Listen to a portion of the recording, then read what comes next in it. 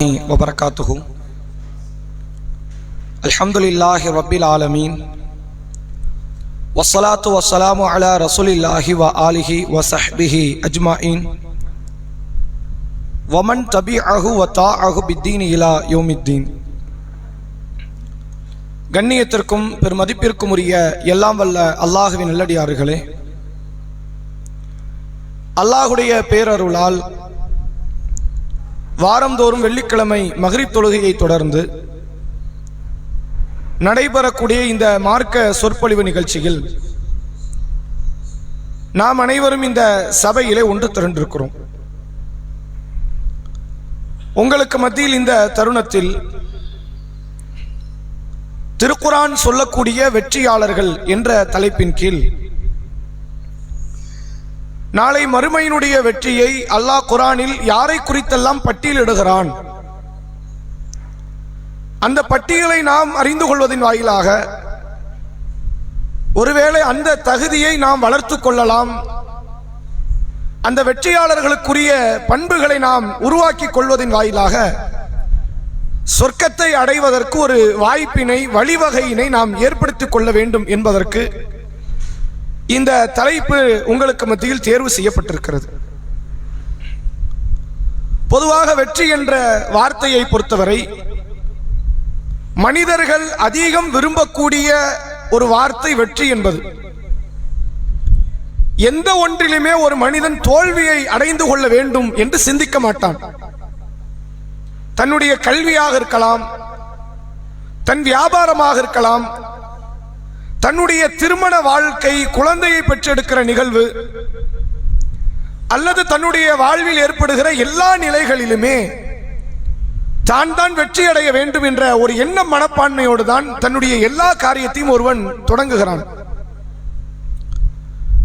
அப்ப வெற்றி என்பது இஸ்லாமியர்களுக்கு மட்டுமல்ல, முழு உலகத்தில் எல்லா மனிதர்களுக்குமே மிக விருப்பத்திற்குரிய ஒரு காரியமாக அமைகிறது. அப்ப அந்த வெற்றியை அல்லாஹ் குரானில் ஏராளமான இடத்தில் அதை பட்டியலிடுகிறான். பொதுவா வெற்றினா என்ன அப்படிங்கிறதுக்கு குரானிலே அல்லாஹ் பேசுகிற சில வசனத்தை உங்களுக்கு நான் மேற்கோள் காட்டுகிறோம். திருக்குரானில் சூரா ஆல் இம்ரான் என்ற 3வது அத்தியாயம் 185வது வசனம். வெற்றினா என்னங்கிறது இங்க சொல்லி கொடுக்கிறான். யார் யார் வெற்றி பெறுவாங்கிறது தனியா இருக்குது. வெற்றினா என்ன அப்படிங்கிறதுக்கு அல்லாஹ் ஒரு விளக்கம் தருகிறான். குல்லு நஃப்ஸின் ذائقத்துல் மௌத். உலகத்தில் வாழுகிற எல்லா ஆன்மாக்களும் மரணத்தை சுவைத்தே ஆக வேண்டும், அடைந்தே ஆக வேண்டும் சொல்லல. அல்லாஹ் எப்படி சொல்றான்? சுவைத்து தான் ஆகணும்ங்கறான். ذائقா என்றால் டேஸ்ட் பண்றதுன்னு அர்த்தம்.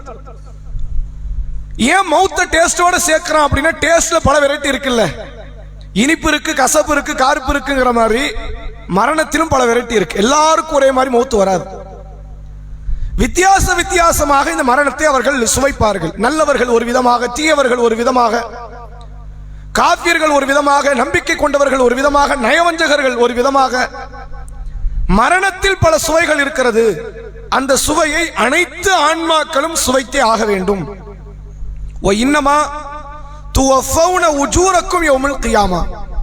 மறுமை நாளில் தான் உங்களுக்கான கூலிகள் முழுமையாக உங்களுக்கு வழங்கப்படும். இங்க கொடுக்கப்படாது. நீங்கள் நல்லதை செய்தாலும் இங்க கூலி கிடைக்காது, நீங்கள் தீமையை செய்தாலும் இங்க உங்களுக்கு தண்டனை கிடைக்காது. அல்லாஹ்வுடைய தண்டனை. நல்லதை செய்ததனால் அல்லாஹ்வுடைய கூலி உலகத்தில் கிடைக்காது, தீமையை செய்வதனால் இறைவனுடைய தண்டனை உலகத்தில் ஏற்படாது. நீங்கள் என்றைக்கோ ஒரு பாவத்தை செஞ்சிருக்கலாம், பிற்காலத்தில் நீங்கள் நோய்வாய்ப்பட்டதுனால என்னுடைய பாவத்துக்கு அல்லாஹ் தண்டிச்சிட்டான், தண்டனைன்னு கொடுக்கறதா இருந்தா அங்க கொடுக்கவே மாட்டான். அல்லாஹ் என்ன செய்வான்னு கேட்டா, அந்த பாவத்திலிருந்து நம்மை மீட்டெடுப்பதற்கு வேண்டுமானால் சோதனையா தரலாம், அல்லது நம்முடைய நன்மைகளுக்கு கூலி தருவான. உலகத்துல ஒரு காலத்துல நீங்க நல்லது செஞ்சிருக்கலாம், அல்லாஹ் உங்களை செல்வத்தில் உயர்த்தி விடுவானா?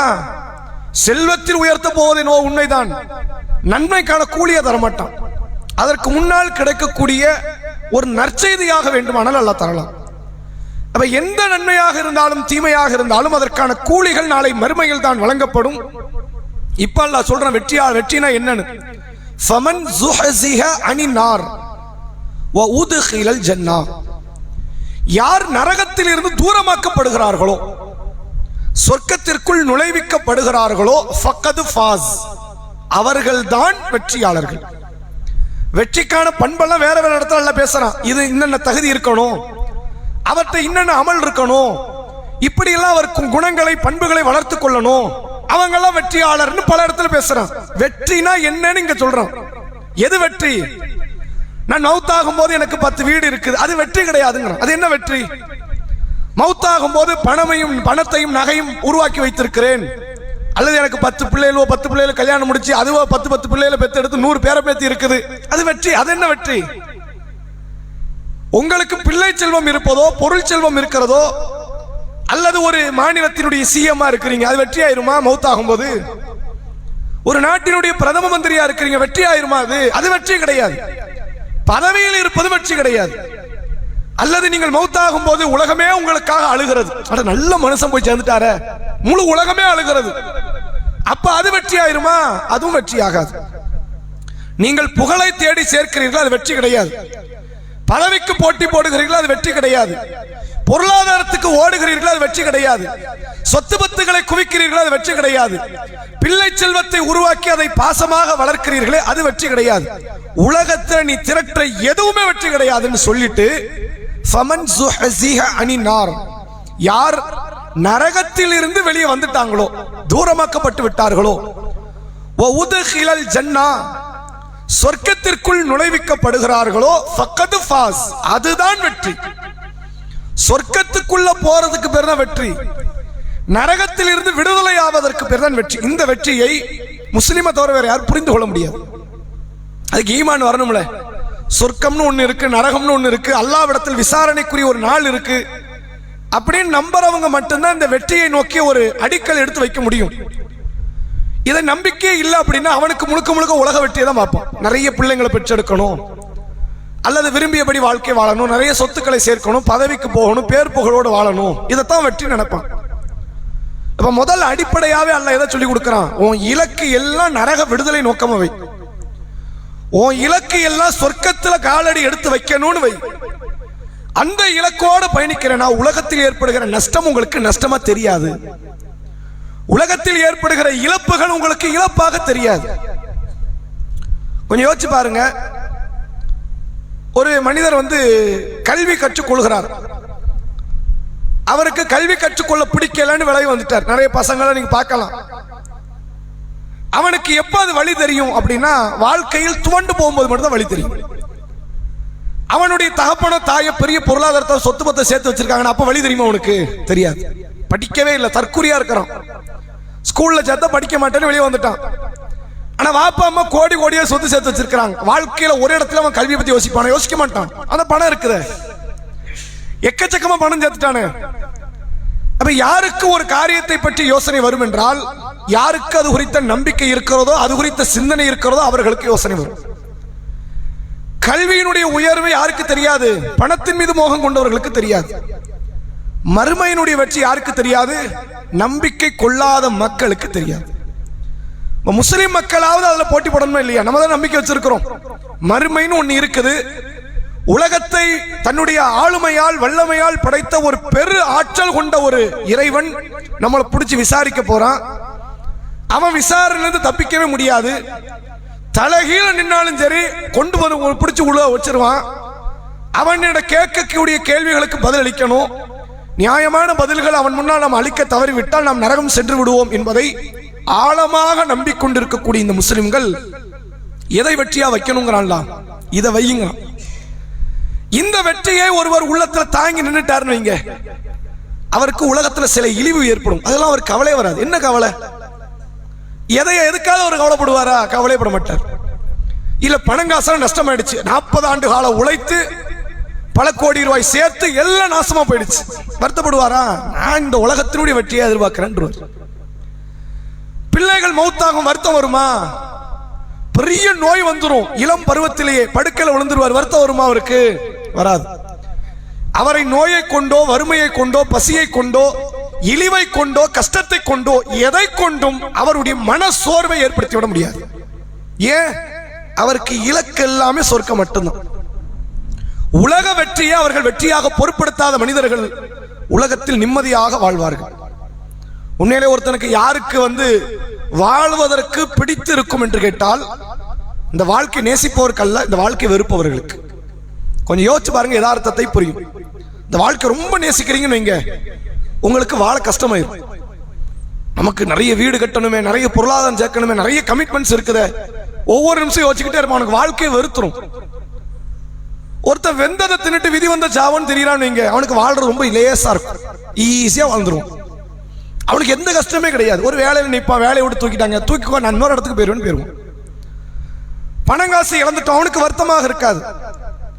யார் இந்த உலகத்தை வெறுக்கிறார்களோ அவர்களுக்கு தான் இந்த உலகத்தில் வாழ்வது இலகுவாக்கப்படும். யார் உலகத்தை அதிகமாக நேசிக்கிறார்களோ, நேசிக்கிறவனுக்கு தானே இலகுவாக்கணும், ஆனா அவனுக்கு இலகுவா இருக்காது, அவனுக்கு வாழ்றதே கஷ்டமா இருக்கும். எவ்வளவு வேலை இருக்குது, எவ்வளவு பொருளாதாரம் சேர்க்கணும், இதைத்தான் திட்டமிடலாக வைத்திருப்பான். அப்ப அல்லாஹ் அடிப்படையாக சொல்கிறான், வெற்றியாளர்கள் யார் என்று சொல்வதற்கு முன்னால் வெற்றினா என்னன்னு தெரிஞ்சுக்க. நீ சேர்க்கிற எதுவுமே வெற்றி கிடையாது. நான் மறுமையில உனக்கு கொடுக்கிற சொர்க்கம் தான் வெற்றி, நரக விடுதலை தான் உனக்கான வெற்றி என்பதை அல்லாஹ் திருக்குர்ஆனிலே சொல்லிவிட்டு அடுத்த வார்த்தை சொல்கிறான், வமல் ஹயாத்து துன்யா இல்லா மத்தாஉல் குரூர். எவ்வளவு அழகா வார்த்தை சேர்க்கிறான் பாருங்க. வெற்றி என்னன்னு மறுமையை சொல்லிட்டு அடுத்த வார்த்தை என்ன சொல்றான், வமல் ஹயாத்து துன்யா இல்லா மத்தாஉல் குரூர். இந்த உலகம் இருக்கிறத, இது அற்ப இன்பத்தை தவிர வேறில்லை. ஏமாற்றுகிற இன்பம், அற்ப காரியம். நீ எதை பெருசா நினைக்கிறியோ ஒண்ணுமே கிடையாது. அது நீ எதை அற்பமாக நினைக்கிறாயோ அந்த சொர்க்கமும் அந்த நரக விடுதலையும் தான் மிக பிரம்மாண்டமானது என்பதை இந்த வசனத்தில் சொல்லி வெற்றி என்றால் என்ன என்பதை அல்லாஹ் அடிப்படையாக உணர்த்துகிறான். ரசூலுல்லாவும் ரசூலுல்லாவுக்கு முன்னால் வாழ்ந்த ஏனைய நபிமார்களும் அந்த நபிமார்களை கடைபிடித்து அவர்களோடு வாழ்ந்த நபித்தோழர்கள் யாராக இருந்தாலும் சரி, அவங்க இலக்கு முழுக்க முழுக்க சொர்க்கத்தை மட்டுமே அடிப்படையாக வைத்தார்கள். சஹாபாக்களுடைய வாழ்க்கை செய்திகள் ஹதீஸ்ல இருக்குல்ல. எந்த சஹாபியாவது புள்ள மௌத்தாயிடுச்சு அப்படின்னு சொல்லி வருத்தப்பட்டாங்க, நீங்க ஒரு ஹதீஸை காட்ட முடியுமா? காட்ட முடியாது. எந்த சஹாபியாவது விவாகரத்து ஆயிடுச்சு அதனால ரொம்ப வேதனைப்பட்டாங்க, மனவேதனைப்பட்டு வாழ்க்கையை தொலைச்ச மாதிரி வர்த்தியாய் உட்கார்ந்துட்டாங்கன்னு காட்ட முடியுமா? காட்ட முடியாது.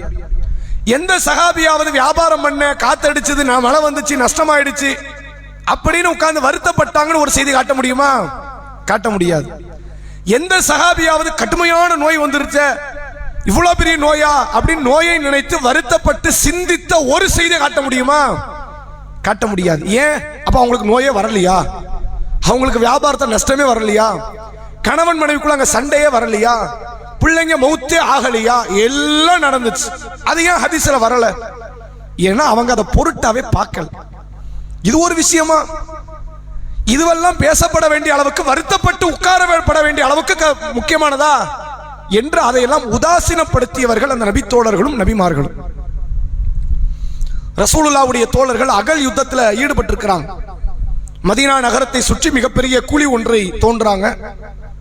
எதிரிகள் அந்த குழியில இறங்கி ஏறுவதற்குள்ள அவங்கள தாக்கிடலாம். ஏன்னா அவங்களுடைய படை பிரம்மாண்டமான படை, பெரிய கூட்டம். அவ்வளவு கூட்டத்தை கூட்டிட்டு மதீனா பக்கத்துல வந்துட்டாங்க. அப்ப அவங்கள நம்ம தூரத்துல வச்சு அடிக்க முடியாது. பக்கத்துல விட்டுறலாம்னா அவன் மதீனாக்குள்ள வந்துட்டான்னா பெண்கள் குழந்தைகளுக்கு இங்க பாதுகாப்பு கிடையாது. அவன் வரவும் கூடாது, அவனுக்கு பதிலும் கொடுக்கணும். அப்படின்னா அகல் தோண்டுவதுதான் சரியாக இருக்கும் என்று அல்லாஹ்வுடைய தூதர் அவர்கள் மிகப்பெரிய அகலை தோண்டுகிறார்கள். சஹாபாக்கள், முஹாஜிர்கள், அன்சாரிகள் மண்ணை தலையிலும் தோல் புஜங்களிலும் வைத்து சுமந்து கொண்டு செல்கிறார்கள். கடுமையான வேதனை. உண்மையிலேயே ரசூலுல்லாஹ் சந்தித்த பெரிய போர்க்களங்களில் மிகப்பெரிய சோதனைக்குரிய ஒரு போர்க்களம் என்றால் அது அஹ்ஸாப், ஹந்தக் என்று பல பெயர்களால் அழைக்கப்படுகிற அந்த அகல் யுத்தம். காலையில பகல் வேளையில கடுமையான வெயில், இரவு வேளையில கடுமையான குளிர், ரெண்டு அப்படி நேர் எதிரானது. மேலாடையை போத்திக் கொள்வதற்கு அவங்கள்ட்ட கிடையாது. இரவு நேரம் உங்களுக்கு எப்படி இருக்கும், பகல் நேரம் எப்படி இருக்கும்? அவ்வளவு பெரிய சிரமத்தை மண்ணை சுமந்து கொண்டு அல்லாஹ்வுக்காக இந்த நற்பணியில் ஈடுபட்டார்கள். அப்ப அல்லாஹ்வுடைய தூதர் அவர்கள் சஹாபாக்களுடைய அந்த தியாகத்தை பார்த்துட்டு ஒரு வார்த்தை ஒண்ணு சொன்னாங்க. வாழ்க்கையில இதை மறந்துடவே கூடாது. லா ஐஷ இல்லா ஐஷுல் ஆஹிரா. வாழ்க்கை என்றால் அது மறுமை வாழ்க்கை தான். நான் இந்த ஆயிஷ் அப்படிங்கிற வார்த்தை வந்தது ஆயிஷா என்ற பேர். ஆயிஷா என்றால் வாழக்கூடியவள் என்று அர்த்தம். லா ஐஷ இல்லா ஐஷுல் ஆஹிரா. வாழ்க்கைனா அது மறுமை வாழ்க்கை தான். இந்த உலகம்லாம் ஒரு வாழ்க்கையாங்கிறாங்க. யாரெல்லாம் அத்தகைய வாழ்க்கைக்காக போராடக்கூடிய இந்த முஹாஜிர் தோழர்கள் இந்த அன்சாரி தோழர்களை நீ மன்னித்து விடு, இவர்களுக்கு அருள் புரி என்று அல்லாஹ்வுடைய தூதர் அவர்கள் அந்த தோழர்களுக்காக வேண்டி துஆ செய்தார்கள். இப்ப பதில் அந்த தோழர்கள் பதில் பேசணும்ல. எங்க மனைவி பிள்ளைலாம் விட்டுட்டு வந்துட்டோம், நீங்க சொன்னீங்கன்னு கூட்டு வந்தீங்களா, இவ்வளவு கஷ்டப்பட்டுக்கிட்டு இருக்கணும், அப்படி ஏதாவது ஒரு பதில் கிடையாது. என்ன பதில் அவங்க சொல்றாங்க? நாங்கள் இந்த இஸ்லாத்தில் எங்கள் மௌத்து வரை இருப்போம் என்பதை இந்த தூதரிடத்தில் நாங்கள் வாக்குறுதி அளித்திருக்கிறோம், ஒரு நாள் நாங்கள் மாற மாட்டோம். நாங்கள் அதை பதிலாக சொல்றாங்க. அப்ப அவங்களுடைய இலக்கு எல்லாமே உலக இழப்புகளோ நஷ்டங்களோ ஒரு பொருட்டே கிடையாது. என்ன நடக்கட்டுமே, தொடர்ச்சியா வீட்டுல 10 மௌத்து உழட்டும், வருத்தமே கிடையாது. தொடர்ச்சியா நோய் வரட்டும், வருத்தமே கிடையாது. தொடர்ச்சியா இழிவுக்கு மேல இழிவு, கஷ்டம், கவலைகள் வரட்டும், வருத்தம் கிடையாது. தொடர்ச்சியாக வறுமை, வருத்தம் கிடையாது. தொடர்ச்சியாக நஷ்டங்கள், வருத்தம் கிடையாது. என்ன நடக்கட்டும், தன்னுடைய 40-50 ஆண்டு கால உழைப்பு மண்ணாகட்டும், வருத்தமே கிடையாது. அவங்களுக்கு இருந்த வருத்தம் எல்லாம் மறுமையில நரகத்துல நான் தப்பிப்பனா, தப்பிப்பீங்க, போதும், அல்ஹம்துலில்லாஹ், வெற்றி அடைஞ்சிட்டோம். சொர்க்கத்துக்கு போவனா, போவீங்க, வெற்றி அடைஞ்சிட்டோம். இது மட்டும்தான் இலக்காக வைத்து பயணித்தார்கள். அப்ப இதை முதலில் நாம் உள்ளத்திலே தாங்கி நிறுத்த வேண்டும். உலகத்தினுடைய வெற்றி ஒரு வெற்றியே அல்ல. உலகத்தினுடைய மகிழ்ச்சியோ சந்தோஷமோ ஒரு மகிழ்ச்சியோ சந்தோஷமோ அல்ல. மறுமையினுடைய வெற்றி தான் மகத்தான வெற்றி என்பதை அடிப்படையாக வைத்து ஒவ்வொரு குர்ஆனினுடைய அந்த வெற்றியாளர்கள் சம்பந்தப்பட்ட செய்திகளை நாம் பார்ப்போம். முதலாவதாக அல்லாஹ் வெற்றியாளர்கள் யார் என்பதை சூரா ரூம் என்ற 30வது அத்தியாயம் 38வது வசனம், அத்தியாயம் 30 வசனம் 38 அல்லாஹ் சொல்கிறான், ஃபஆத்தி தல் குர்பா, நெருங்கிய உறவுக்காரர்களுக்கு நீங்கள் கொடுங்கள். எதை? ஹக்கஹு வல் மிஸ்கீன், அதாவது அந்த ஹக்கஹு உங்களுடைய பொருளாதாரத்தினுடைய அந்த ஜக்காத்தை, உரிமையை, நியாயத்தை கொடுங்க. வல் மிஸ்கீன் ஏழைகளுக்கு கொடுங்க. வபன சபீல் வழிப்போக்கர்கள் நாடோடிகளாக வாழ்கிறார்களே, வீடு வாசல் அற்ற நிலையில், அவர்களுக்கு கொடுங்க. ஸாலிக கைருல் லில்லதீன யுரீதுன வஜ்ஹல்லாஹ், அல்லாஹ்வுடைய திருமுகத்தை யார் நாடுகிறார்களோ அவர்களுக்கு இதுதான் சிறந்தது. அல்லாஹ்வுடைய முகத்தை நாடக்கூடியவர்களுக்கு எது சிறந்தது? ஏழைகளுக்கு, அனாதைகளுக்கு, வழிப்போக்கர்களுக்கு, உறவுக்காரர்களுக்கு அள்ளி அள்ளி கொடுக்கிறது தான் சிறந்தது. சொல்லிவிட்டு அல்லாஹ் சொல்கிறான், உலாயிக்க ஹுமுல் முஃப்லிஹூன், இவர்கள் தான் வெற்றியாளர்கள். தர்மம் செய்யறவங்க வெற்றியாளர்னு சொல்லல, அல்லாஹ்வின் முகத்தை நாடக்கூடியவர்கள், அவர்களுக்கு இதுதான் வெற்றி என்று அல்லாஹ் சொல்றான். அப்ப நம்ம இலக்கு முதல் கட்டமாக எதை நோக்கியதாக இருக்க வேண்டும் என்றால், நமக்கு முழுக்க முழுக்க அல்லாஹ்வுடைய திருமுகம். அல்லாஹ்வுடைய திருமுகம்னா என்ன கருத்து நாடப்படுது? அவன் அன்பு கிடைக்கணும், அவனுடைய அருளோ கருணையோ கிடைக்கணும், அவனுடைய முஹப்பத்து கிடைக்கணும், நேசம் கிடைக்கணும், அவன் நம்மளை அன்பால அரவணைக்கணும், அவன் மறுமையினால நம்மளை பொருந்திக்கணும், திருப்திப்படணும். அவன் என்ன நோக்கத்துக்கு நம்மளை படைச்சானோ அந்த நோக்கத்தை நிறைவேற்றிடணும். இப்படி இறைவனுடைய திருப்தி மட்டும்தான் உள்ளத்துல அப்படி குடி கொண்டு கிடக்கும், வேற எதுவுமே இருக்காது. அல்லாஹ் திருப்திப்படுவானா? ஒவ்வொரு காரியத்திலும் யோசிப்பாங்க, ஒவ்வொரு நன்மையில சிந்திப்பாங்க. இறை திருப்தியை அடிப்படையாக வைத்து நடக்கக்கூடியவர்களுக்கு தர்மம் சிறந்தது சொல்லிட்டு அல்லாஹ் சொல்றான், அவர்கள் தான் வெற்றியாளர்கள். இதே போன்று இன்னொரு வசனத்தை நீங்கள் பார்க்கலாம். சூரா தௌபா என்கிற 9வது அத்தியாயம் 72வது வசனம் அல்லாஹ் சொல்லுகிறான். இதுக்கு முன்னாடி 71வது வசனத்துல இறை நம்பிக்கை கொண்டவர்கள் பண்புனா என்னன்னு சொல்லிட்டு வரான். ஒரு இறை நம்பிக்கை கொண்டவர் அவர் எப்படி இருக்கணும்? தொழுகை நிலைநாட்டணும், சக்காத்து கொடுக்கணும், நன்மை ஏவணும், தீமையை தடுக்கணும். அது முந்திர வசனத்துல பேசுறான். இப்ப அடுத்த வசனத்துல அல்லாஹ் சொல்றான், வஅதல்லாஹுல் முஃமினீன வல் முஃமினாத், இறை நம்பிக்கை கொண்ட ஆண்களுக்கும் இறை நம்பிக்கை கொண்ட பெண்களுக்கும் அல்லாஹ் வாக்குறுதி அளிக்கிறான். ஜன்னாத், சொர்க்கங்களை. எதை வாக்குறுதி அளிக்கிறான்? சொர்க்கங்களை வாக்குறுதி அளிக்கிறான். தஜ்ரி மின் தஹ்திஹல் அன்ஹார், அதன் கீழ்ப்பகுதிகளில் ஆறுகள் ஓடுகிறது.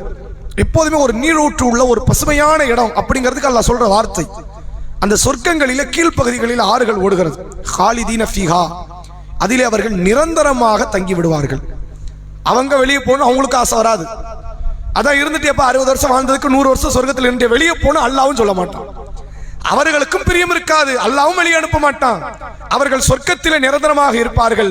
ஓ மசாக்கினு தய்யிபத்தன் ஃபீ ஜன்னாத்தி அத்ன், அத்ன் என்ற ஒரு சொர்க்கம் இருக்கிறது. கொடுக்கப்படுற சொர்க்கத்தில் அத்ன் என்ற சொர்க்கம் இருக்கிறது. அதிலே அவர்களுக்கு தூய்மையான பரிசுத்தமான வசிப்பிடங்கள் இருக்கிறது.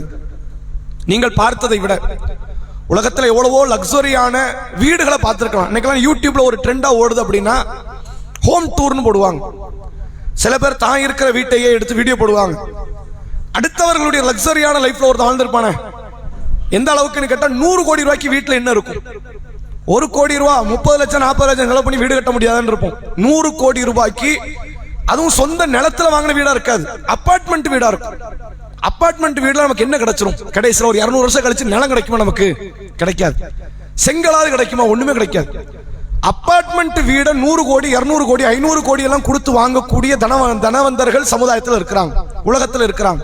அபார்ட்மெண்ட் வீடு, அந்த இடத்துல வீடியோ எடுத்து காட்டக்கூடியவர்கள் பார்த்தீங்கன்னு வைங்க, இவ்வளவு செலவு இது ஆகுமா அப்படின்னு நினைக்கிற அளவுக்கு ஒரு சொர்க்கத்துக்குள்ளே கூட்டு போன மாதிரி ஒரு பிரம்மாண்டமான இடத்தை காட்டுவார்கள். அப்படிலாம் உலகத்துல நீங்க இதெல்லாம் சாமானியர்கள், அதாவது வளர்ந்து வரக்கூடிய தொழிலதிபர்கள் வாங்கக்கூடிய இடம். இதே போன்று வேற வேற நாடுகளுடைய பிரதம மந்திரிகளோ அதிபர்களோ ஒரு நாட்டினுடைய இளவரசனோ வாழக்கூடிய இடத்துல பாத்தீங்கன்னா மூக்கு மேல வரல வைக்கலாம், அவ்வளவு பிரம்மாண்டமா இருக்கும். அல்லாஹ் சொல்லுகிறான் சொர்க்கத்தை பற்றி, ஓ மசாக்கினு தொய்யிபத்தன் ஃபீ ஜன்னாத்தி அதன், அதன் என்கிற சொர்க்கத்தில் அவர்களுக்கு தூய்மையான பரிசுத்தமான அவர்களுக்கான வசிப்பிடம் இருக்கிறது என்று அல்லாஹ் சொல்லுகிறான். சொல்லிட்டு ஒரு ரிதுவானும் மினல்லாஹி அக்பர், அல்லாஹுடைய திருப்தி இருக்குதுல்ல, இந்த சொர்க்கத்தை விட பெருசுங்க. இவ்வளவு பெரிய சொர்க்கம் சொல்லிட்டான். சொர்க்கத்தை சொல்றதுக்கு முன்னாடி உலகத்தை அற்பம்ட்டான். நீங்க என்னத்தை கட்டுங்க, 1 கோடி ரூபாய் இல்ல 1000 கோடி ரூபாய் வச்சு வீடு கட்டுங்க, எத்தனை லட்சம் கோடி ரூபாய் வச்சு வீடு கட்டினாலும் சொர்க்கத்தோட ஒப்பிடும் போது இது அற்பம், ஒண்ணுமே கிடையாது. செத்த ஆட்டை விட அற்பமானது. அப்படி சொர்க்கத்தை தூப போட்டு ஏத்திட்டானல்ல, ஏத்திட்டு சொல்றான் இந்த சொர்க்கத்தை விட பெருசா ஒண்ணு இருக்குது. ஒரு ரிதுவானும் மினல்லாஹி அக்பர், அல்லாஹுடைய திருப்தி இருக்கிறது சொர்க்கத்தை விட மேலானதுங்கிறான், பெரியது. சொல்லிவிட்டு ஸாலிக ஹுவல் ஃபௌஸுல் அலீம், இதுதான் மகத்தான வெற்றி. அந்த சொர்க்கத்தையும் அல்லாஹுடைய திருப்தியையும் பெறுவதற்கிறதே அதுதான் மகத்தான வெற்றி. அப்ப ஒரு இறை நம்பிக்கை கொண்டவருடைய உள்ளத்தில் அடிப்படையாக இருப்பது ஒவ்வொரு நேரமும் நான் அல்லாஹ்வுக்காகத்தான் வாழ்றேன், என் காரியங்கள் என் தியாகங்கள் என் செயல்பாடுகள் எல்லாம் அல்லாஹ்வுக்காக. ஏன்னா அல்லாஹ்வுக்காக நினைக்கும் போது உண்மையிலேயே ஒரு பெரிய மனசோர்வுல இருந்து நம்ம தவிர்க்கப்படுவோம். கொஞ்சம் யோசிச்சு பாருங்களேன், வீட்டில் கணவருக்காக ஒரு மனைவி ஆசை ஆசையா உணவு செய்யறாங்க, தயாரிக்கிறாங்கன்னு வைங்க. ஒரு அழகான ஒரு உணவை அவங்க எங்கேயாவது பார்த்தோ கத்துக்கிட்டோ கேட்டோ ஒரு உணவை தயாரிப்பாங்க. மனைவி செய்யறாங்க, கணவருக்கும் பிள்ளைகளுக்கும் தயாரிக்கிறாங்க. கணவர் வராரு, இன்னைக்கு எனக்கு சாப்பிட முடியல, வயிறு சரி போய் படுத்துட்டாங்க, நீங்க இவ்வளவு பெரிய உழைப்பு என்னாச்சு, நாசமா போச்சு. அல்லது அவங்க சாப்பிடுறாங்க, அவர் வேற ஏதோ ஒரு டென்ஷன்ல இருந்துகிட்டு அந்த உணவுடைய ருசியை அவங்க உணர்ந்து கொள்ளாம சாப்பிடுறாங்க, உழைப்பு நாசமாயிடுச்சா? அல்லது சாப்பிட்டு முடிச்சு ஒண்ணுமே சொல்லாம போய் படுத்துட்டார், நல்லா இருக்கு நல்லா இல்ல சூப்பரா இருக்கு, ஒரு வார்த்தை வரணும்னு அந்த வார்த்தைக்கு தானே இவ்வளவு நேரம் போராட்டமே வராது. அப்படி வரல அப்படின்னா கொஞ்சம் யோசிச்சு பாருங்க, இதெல்லாம் உலகத்துல இயல்பா நடக்கிறது. இவ்வளோ நேரம் உழைச்சது என்னாச்சு, மண்ணா போச்சு. இப்ப இஸ்லாமிய மார்க்கம் நமக்கு என்ன சொல்லுதுன்னா, மனிதர்களுடைய திருப்திக்காக நீங்க போராடுனீங்கன்னா சில நேரங்கள் அந்த திருப்திக்கு பரிசு கிடைக்கலாம், பல நேரங்களில் பரிசு கிடைக்காது. இதுதான் கணவனுக்கும், இதுதான் பிள்ளைகளுக்கு, இதுதான் குடும்பத்தாருக்கு, இதுதான் எல்லாருக்கும். இவங்க சொன்னாங்களே இவங்களுக்காகன்னு ஒரு காரியத்தை பண்ணுவீங்க, கண்டுகொள்ளவே மாட்டாங்க மனிதர்கள். ஆனா அல்லாஹ் எப்படிப்பட்டு தெரியுமா, ஒரு காரியத்தை செய்யறீங்க, அது ஃபெயிலியரே ஆனாலும் அல்லாஹ் அது கூலி தருவோம். ஃபெயிலியர் ஆயிடுச்சு, அல்லாஹ் என்ன தருவான், அதுல கூலிகளை தருவான். இப்போ உதாரணத்துக்கு ஒரு பெண் நோன்பு வைக்கிறாங்க, நோன்பு வச்சு அசர் நேரம் வந்தாச்சு, மாதவிலக்கு ஏற்பட்டுச்சு, நோன்பு கூடுமா கூடாது, நோன்பு விட்டுறணும். இந்த நோன்பு அவங்க வேற நாள்ல வைக்கணும். இது ஃபர்லா இருந்தா, சுன்னத்துனா அது பிரச்சனை இல்லை, வைக்கவும் முடியாது. ஃபர்லாக இருந்தா அசர் வந்தாச்சு, மகரிப்புக்கு ஒரு 1/2 மணி நேரம் இருக்கு, அப்படி வச்சுக்கோங்க. 6 மணி வந்தோன்னு மாதவிலக்கு ஏற்பட்டுருச்சு ஒரு பெண்ணுக்கு, நோன்பு கூடுமா கூடாது. அந்த நோன்பு ஏற்றுக்கொள்ளப்படாத அந்த நோன்பை மீண்டும் வைக்கணும், வேற ஒரு நாள்ல கணக்கிட்டு. ஆனா கூலி உண்டா, கூலி உண்டு. இவ்வளவு நேரம் போராடினாங்கல்ல ஒரு உழைப்பு, அந்த உழைப்புல கடுகளவு கூட அல்லாஹ் வீணாக்க மாட்டான். அப்ப அப்படிப்பட்டவனுடைய அந்த திருப்தியை பெறுவது மட்டும்தான் இலக்கா இருக்கும். அதான் அல்லாஹ் சொல்லுகிறான் ரசூலுல்லாஹ் விட்டு, குல் நபியே நீங்கள் சொல்லுங்கள், இன்ன ஸலாத்தி வ நுசுக்கி வ மஹ்யாய வ மமாத்தி லில்லாஹி ரப்பில் ஆலமீன், என் தொழுகை, என் வணக்க முறை, என் வாழ்க்கை, என் மரணம் அனைத்துமே அகிலத்தை படைத்த அல்லாஹ்வுக்காகத்தான். நீ யார் திருப்திக்காக போராடணும்? நீங்கள் பாடுபட்டு சமைத்த உணவை அது நல்லா இருக்குன்னு ஒரு வார்த்தை சொல்றதுக்கு கஷ்டப்படக்கூடிய மனிதர்களுடைய திருப்திக்காகவா? அல்லது ஒரு மனிதர் தன்னுடைய குடும்பத்திற்காக உழைத்து கொட்டுகிறார், 25 வயசுல இருந்து ஆரம்பிக்கிறார், தாய் தந்தைக்கு மனைவி பிள்ளைகளுக்கு. 60 ஆனோன்னு வீட்டில் உட்கார்ந்துருவார், ரிட்டையர்மெண்ட் ஆயிடுவார். அதுக்கப்புறம் அவரால் பண்ண முடியாது, மதிப்பு குறையுமா? சம்பாதிக்கும் போது இருந்த அந்த மதிப்பு இப்ப இருக்காது இல்ல. இவர் இல்லைன்னா இந்த வருஷம் நமக்கு வண்டி ஓடி இருக்காது. அந்த மதிப்பை கொடுக்கணும்னு தோணுமா இருக்காது. அது உங்களுடைய பெற்றோருக்கும் கொடுக்க முடியாது. நீ தான் சம்பாதிக்கலாம், பேரம்பளம் சம்பாதிக்கலாம்னு வந்துடும். உங்கள் மனைவிமார்களுக்கு அந்த மதிப்பு வராது, உங்கள் பிள்ளைகளுக்கும் அந்த மதிப்பு வராது. உலக மனிதர்கள் திருப்தியை நாடுனா ஒரு நேரம் கிடைக்கும், ஒரு நேரம் கிடைக்காது. இறை திருப்தியை நாடுனா அந்த காரியத்தில் தோல்வியவே நீங்கள் அடைந்தாலும் சரி அல்லாஹ் திருப்திப்படுவோம். காரியத்தை தோல்வி அடைஞ்சிட்டீங்க, இப்ப நோன்பு கூடல இல்ல, ஆனா அல்லாஹ் நன்மையை தருவோம். நோன்பை மறுபடியும் வைக்கணும், செஞ்ச செயலுக்கு நன்மை இருக்கு. ஒரு தொழுகையை தொழுவுறீங்க, 3 ரக்காயத்து தொழுகை, மகரி தொழுவுறீங்க, அத்தகையாத்து இருப்பு கடைசி சலாம் கொடுக்கறத காட்டு பிரிஞ்சிருச்சு. தொழுகை கூடுமா? கூடாது. மறுபடியும் போங்க, ஒளிச்சிங்க, வந்து தொழுதாகணும். அப்ப இவ்வளவு நேரம் ஒரு 10 நிமிஷம் நின்னோமே, அதுக்கு நன்மை இருக்கு. அதுக்கு என்ன இருக்கு? நீங்க அல்ஹம்து சூரா ஓதுனீங்க, துணை சூரா ஓதுனீங்க, ருக்கு செஞ்சீங்க, சுஜூத் செஞ்சீங்க, நன்மை கிடையாதுன்னு சொன்னா செஞ்ச காரியத்துக்கு நன்மை கிடைச்சிருச்சு. அந்த காரியம் தோல்வியை அடைந்தாலும் சரி நன்மை இருக்கு. ஆனா தொழுகை கூடல, அது கூடனா மறுபடியும் வந்து நீங்க ஒளி செஞ்சு மறுபடியும் தொழுங்க, அதுக்கு தனியா நன்மை இருக்கு, தொழுகையும் ஏற்றுக்கொள்ளப்படும் என்று மார்க்கம் சொல்லுது. இறைவனுடைய எதிர்பார்ப்பை பாருங்கள். ஒரு காரியம் தோல்வி அடைந்தால் கூட அல்லாவுக்காக வேண்டி நீங்கள் ஒன்றை செய்தால் அதில் அல்லாஹ் நன்மை தருகிறான் அப்படின்னு என்ன அர்த்தம்? அதை திருப்திப்படுறான்னு அர்த்தம். ஒரு காரியத்தால் கூலி கொடுக்கறான்னு எது கொடுப்பான்? பிரியப்பட்டதான் கூலி கொடுக்கறது.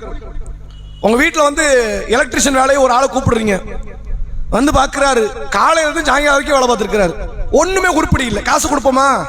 அதுல நமக்கு திருப்தி இல்லாம காசு கொடுக்க மாட்டோம். வேலை முடிஞ்சாதான் காசு, வேலை முடியலன்னு எப்படி காசு கொடுக்க முடியும்? அதானே அர்த்தம். அல்லாவை பொறுத்தவரை ஒரு காரியத்தை அல்லாவுக்காக செய்கிறீர்கள், அந்த காரியம் சரிவர முடியவில்லை என்றாலும் அல்லாஹ் திருப்திப்படுவான். அல்லாஹ்வுடைய திருப்தி பிரம்மாண்டமான சொர்க்கத்தை விட, ஆனா அடையிறது ரொம்ப லேசு. அல்லாஹ்வுடைய திருப்தி அடையிறது லேசு. நீங்க பாருங்க, உலகத்தில் மனைவியின் திருப்தியை லேசில் அடைய முடியாது, கணவனின் திருப்தியை லேசில் அடைய முடியாது, பிள்ளைங்க திருப்தியை லேசில் அடைய முடியாது. எதை கொண்டு திருப்தி அடைய முடியும்? உங்க பிள்ளை விருப்பப்பட்டு ஒரு பைக் வாங்கி கொடுக்குறீங்க, உடனே திருப்தி அடைஞ்சிருவானா? அடுத்து போன்ல நிப்பான், அதுல வாங்கி தரலன்னா கோபப்பட்டுருவான். 2.5 லட்சம் ரூபாய் செலவு பண்ணி பைக் வாங்கி கொடுத்து திருப்தி அடையணும்ல, எங்க வாப்பா கஷ்டப்பட்டு வாங்கி தந்தாரு அப்படின்னு அடையணும், அடைய மாட்டான். அடுத்து போனுக்கு அப்ப வாங்கி தரலாம், திருப்தி அடைய மாட்டான். கேட்கறலாம் வாங்கி கொடுத்துக்கிட்டே இருக்கணும். மனிதர்கள் இப்படித்தான். அது ஆணாக இருக்கலாம், பெண்ணாக இருக்கலாம், கணவனாக இருக்கலாம், மனைவியா இருக்கலாம், எல்லாரும் அப்படி. ஆனால் அல்லாவை பொறுத்தவரை ஒரு காரியத்தை செய்கிறீர்கள் என்றால் கூலி உடனே அல்லாஹ் தருவான், அதை அல்லாஹ் ஏற்றுக்கொள்கிறான், பரிசுத்தமாக அதை அல்லாஹ் அதை பெற்றுக் கொள்கிறான் என்று மார்க்கம் பார்க்கிறது. ரசூலுல்லாஹ் சொன்னாங்க, ஒரு அடியான் உணவு உண்ணுகிறான், உணவு உண்டு விட்டு இப்ப அந்த உணவு இல்லைன்னா நம்ம பசியில துடிச்சிருப்போம்ல, அதை உணர்ந்து அல்ஹம்துலில்லாஹ்னு ஒரு வார்த்தை சொல்றான். குடிக்கிறான் தண்ணி தாகத்துல, குடிச்சு முடிச்சுட்டு அல்ஹம்துலில்லாஹ் என்று சொல்லுகிறான். ரசூலுல்லாஹ் சொன்னாங்க, இந்த இவன் சொன்ன அந்த ஒரு வார்த்தை இருக்குல்ல, அல்லாஹ் திருப்தி பட்டுட்டான். ஒரு வார்த்தையில இவன் தான் நேத்துக்கு வட்டி வாங்கியிருப்பான், அதெல்லாம் வட்டி வாங்கின நியாயம் சொல்லல, மது அருந்தி இருக்கலாம், திருடி இருக்கலாம், ஏமாத்தி இருக்கலாம், வேற பாவம் பண்ணிருக்கலாம், அந்த பாவத்துக்கு நான் தனியா பாத்துக்கிறேன், இந்த செயலுக்கு நான் திருப்தி அடைந்து விட்டேன். அல்லாஹ் மட்டும்தான் ஒரு அடியான் மீது நேசம் வைத்த நிலையில வெறுக்க முடியும், வெறுத்த நிலையில் நேசப்பட முடியும். இது அல்லாஹ்வால மட்டும் தான் முடியும், நம்மளால முடியாது. மனிதர்கள் ஒரு அடியான வெறுத்துட்டானுங்களே, வெறுத்து தான் முடிஞ்சு போச்சு, அவன் நேசமே வராது. நேசப்பட்டுட்டானுங்க, நேசப்பட்டு தான் வெறுப்பு வராது. அப்படிதான் நம்ம வாழ்ந்து கொண்டிருக்கிறோம். அல்லாஹ் பொறுத்த வரைக்கும் ஒரு தீமையை ஒருத்தன் செய்வான், ஒரு அடியான் அந்த காரியத்தில் வெறுப்பான், அதை தொடர்ந்து ஒரு நன்மை செய்வான், அந்த நன்மைக்கு அல்லாஹ் நேசிப்பான். இப்ப இறைவனுடைய திருப்தி இருக்கிறதே இலகுவாக அதை அடைந்து கொள்ளலாம். அதிகமான மக்களுடைய நிலைமை என்ன தெரியுமா? அல்லாஹ்வுடைய திருப்தி எனக்கு கிடைக்குமா, நாம் பெற்றுக்கொள்ள முடியுமா? அல்லாஹ்வுடைய திருப்தி மிக பிரம்மாண்டமானது, ஆனால் இவர்கள் தான் பெற்றுக்கொள்ள முடியும், இவர்கள் பெற்றுக்கொள்ள முடியாதுன்னு அல்லாஹ் நியதி வைக்கல. அவனை நம்பி யாரெல்லாம் கையேந்துறாங்களோ அவங்க அனைவருமே இறை திருப்தியை பெறுவார்கள். திருக்குர்ஆனில் அல்லாஹ் சொல்கிறான், லா தக்னத்து மிர் ரஹ்மத்தில்லாஹ், அல்லாஹ்வுடைய அருளில் மட்டும் நீங்கள் நம்பிக்கை இழந்து விடாதீர்கள். அல்லாஹ் தருவானா, எனக்கு கிடைக்குமா, என்ன நீங்க மட்டும் வேற அல்லாஹ் படைச்சாலா? வேற அல்லாஹ்னு ஒரு கான்செப்டே கிடையாது, இல்ல அப்படி ஒண்ணே இல்ல. எந்த இறைவனால் நீங்கள் படைக்கப்பட்டீர்களோ அவன் உங்களை எப்படி நேசிக்காம இருப்பான்? நேசிப்பான். இறைவனுடைய அருளில் மட்டும் நீங்கள் நம்பிக்கை இழந்து விடாதீர்கள் என்று இஸ்லாம் சொல்கிறது. அப்ப ஒன்றை மட்டும் மனசுல ஆழமா பதிய வச்சுக்கங்க, நான் வாழ்வதும் சாவதும் அல்லாஹ்வுக்காகத்தான், என் வாழ்க்கையினுடைய எல்லா நிலைகளும் அல்லாஹ்வுக்காகத்தான் என்று நீங்கள் வாழ்ந்தால் அந்த காரியம் வெற்றி அடைஞ்சாலும் கூலியை தருவான், அந்த காரியம் தோல்வி அடைந்தாலும் கூலியை தருவான். நீங்கள் நன்மையில் அதிகம் செய்தாலும் கூலியை தருவான், நன்மையில் குறைவாக செய்தாலும் கூலியை தருவான். அல்லாஹ் ரப்புல் ஆலமீன் அவனை எதிர்பார்த்து வரக்கூடிய, அவனுக்காக வாழக்கூடிய மனிதர்கள் மீதுதான் திருப்தி கொள்கிறான் என்பதை இந்த வசனங்கள் வாயிலாக நம்மால் தெரிந்து கொள்ள முடிகிறது. அப்ப இதுதான் வெற்றி. அல்லாஹ்வுடைய திருப்தி போதும்டா, வேற யார் திருப்தி பட்டா என்ன படலன்னா என்ன அப்படின்னு ஒருத்தர் வாழ்றான்னு மறுபடியும் வெற்றி அடைஞ்சிருவான். மனிதர்களை நிறைய பேரை பார்க்கலாம், இறை திருப்தியை விட குடும்பத்தார்கள் திருப்தியை தான் எதிர்பார்ப்பார்கள். ஒரு கல்யாணம் அமைக்கிறாங்க, அதுல பல லட்சம் ரூபாய் செலவழிப்பாங்க, குடும்பத்தாரினுடைய திருப்தி. அல்லது ஒரு வியாபாரம் நடத்துவாங்க, மார்க்கத்திற்கு விரோதமான பொருட்களை விற்பார்கள், ஏன் பணம் வரணும், மனைவி கிட்ட கொடுக்கணும், குடும்பத்தாரின் திருப்தி.